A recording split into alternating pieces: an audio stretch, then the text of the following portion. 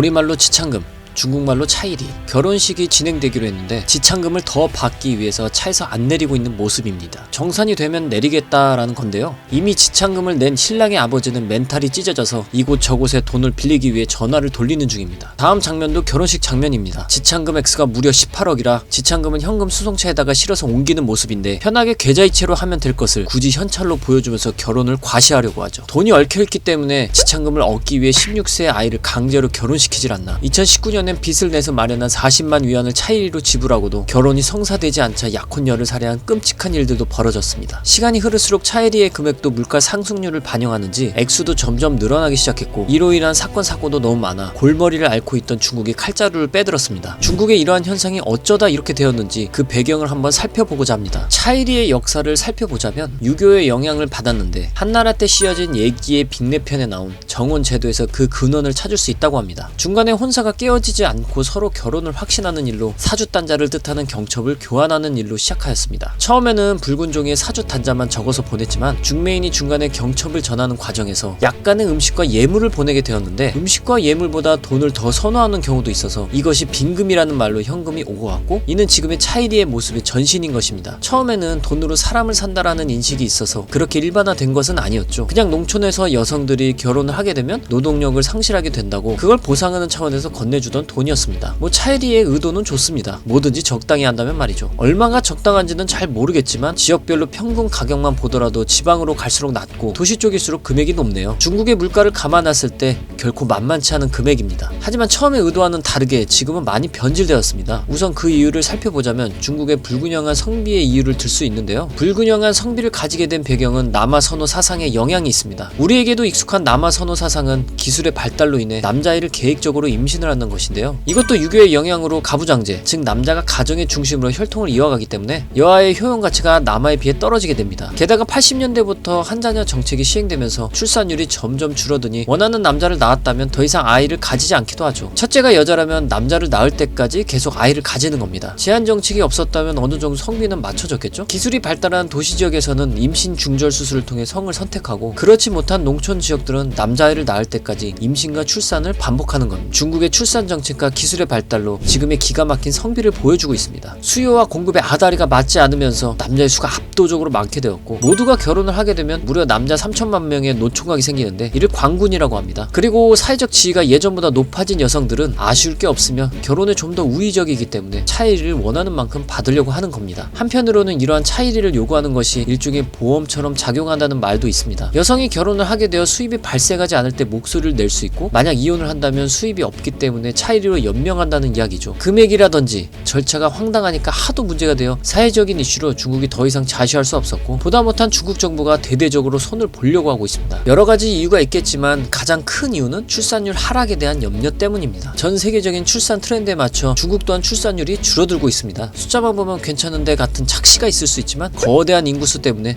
몇백만 명이 순식간에 감소합니다. 예전에는 미친듯이 불어나는 인구 때문에 중국은 출산율을 낮게 하기 위해서 한가족 한자녀 등 출산 제한 정책을 펼쳤습니다. 한 명, 두 명 낳다 보니 왕처럼 대접한다고 해서 한때 유명했던 소황제들이 등장하는데 다른 말로 버링허우라고 하죠. 기성세대가 말하는 소황제들은 자기 자신밖에 모르고 배려가 없다고 합니다. 지금의 중국 사회 주류들로 주로 80년생들입니다. 소황제가 지금 부모가 되는 시점이겠죠? 어쨌든 지금 브레이크 없이 낮아지는 출산율로 인해 중국의 경제가 둔화되는 것을 우려하며 다시 높이려고 하고 있습니다. 인구수가 중국의 경제를 뒷받침하고 있기에 미래의 인구가 줄어드는 시나리오라면 경제력, 군사력이 약화되겠죠? 가뜩이나 지금 미국을 잡겠다고 난리인데 이내 전술을 못 쓰게 된다면 치명적이겠죠. 그래서 인구가 더 줄어들기 전에 대만을 침공하겠다는 계획이 있을 수도. 전 세계적인 현상일 것 같지만 일자리는 점점 구하기 어려워지고 주거비도 높아지면서 좌절 세대인 탕핑 세대까지 등장하게 됩니다. 아무것도 안 하려는 탕핑 세대. 남들보다 뛰어나야 한다는 입신양명의 사상으로 이미 남들과 같을 수 없다고 느껴지는 젊은 층은 그냥 누워버리는 겁니다. 결혼, 집, 출산 다 포기하는 거죠. 어렵게 결혼까지 가게 된다면 이제 차일이의 관문이 기다리고 있습니다. 차일이까지 통과를 하게 되면 결혼에 꼴이 나게 되는 거겠죠. 어마어마한 관문을 통과할 수 없는 연애 서바이벌에서 3천만 명의 관군 중 일부가 범죄로 빠질 가능성도 있다고 합니다. 올해 2월부터 중국이 차일이에 대한 법을 세우긴 했는데 글쎄요. 지금의 상황을 봤을 때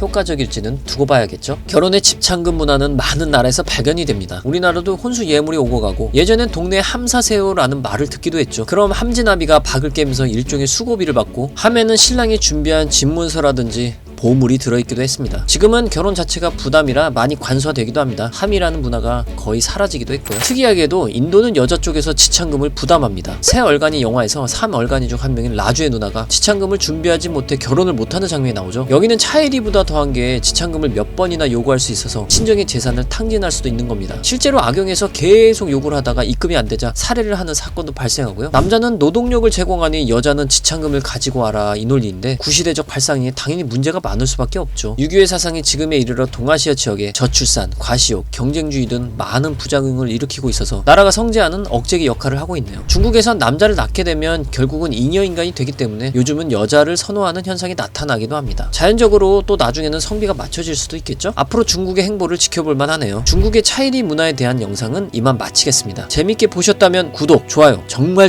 큰 힘이 됩니다.